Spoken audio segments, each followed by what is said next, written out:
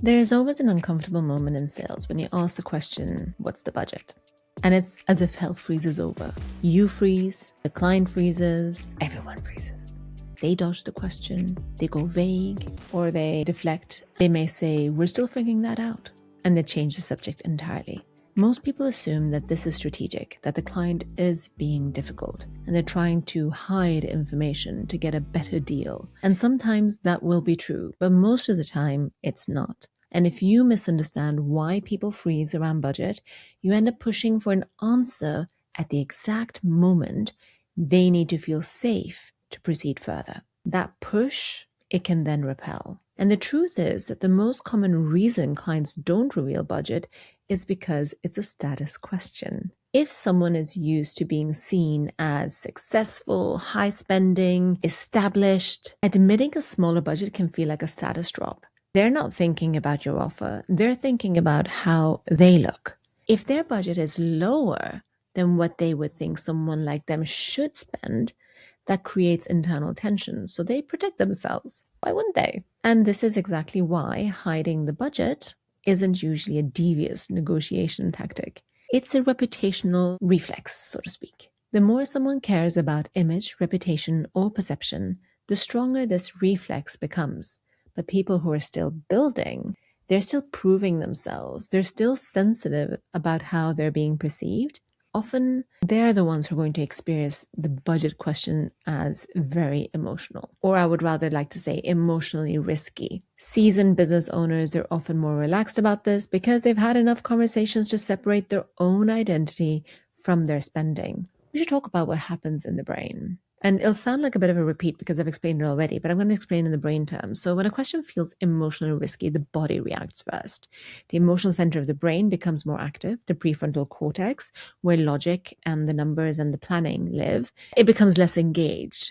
So people don't freeze because they won't answer. They actually freeze because they can't answer in that moment, because the connection between the logical brain and the emotional brain has just been completely cut off. And this is why we have this cultural language around don't be emotional. But emotions really aren't the problem. The problem really is not understanding how emotions and logic they interact. If we know what's happening, we can move through it faster instead of having to fight it. So why do money questions trigger avoidance? We already know that money carries emotional weight. Nice people don't talk about money. Talk about price feels awkward. Going too low feels embarrassing. Going too high feels risky.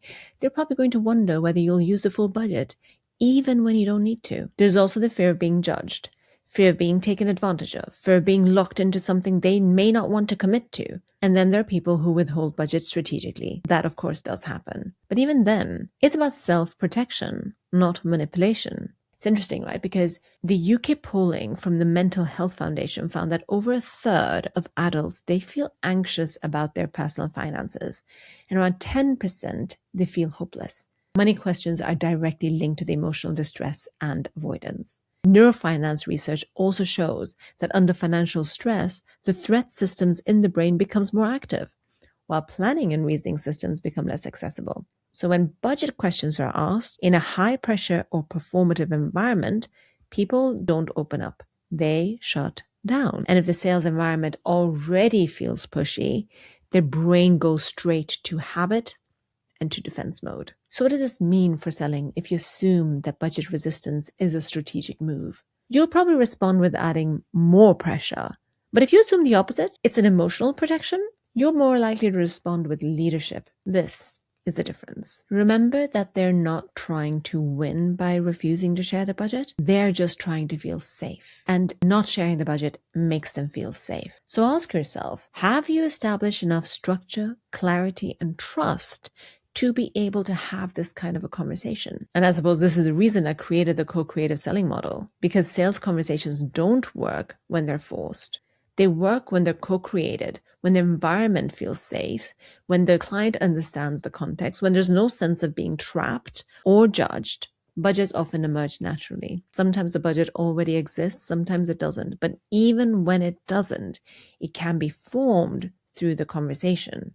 And that only happens when the client feels respected, heard, and part of the conversation, and not cornered.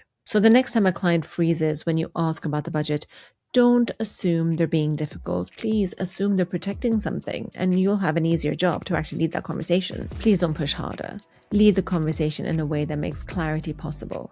And that is where the real sales will happen. You've been listening to The Creative Flight. I hope you enjoyed this episode. If you feel inclined to share this with any of your friends who are in business, please do so. Don't forget to subscribe and follow on your favorite platforms, and I'll catch you on the next show.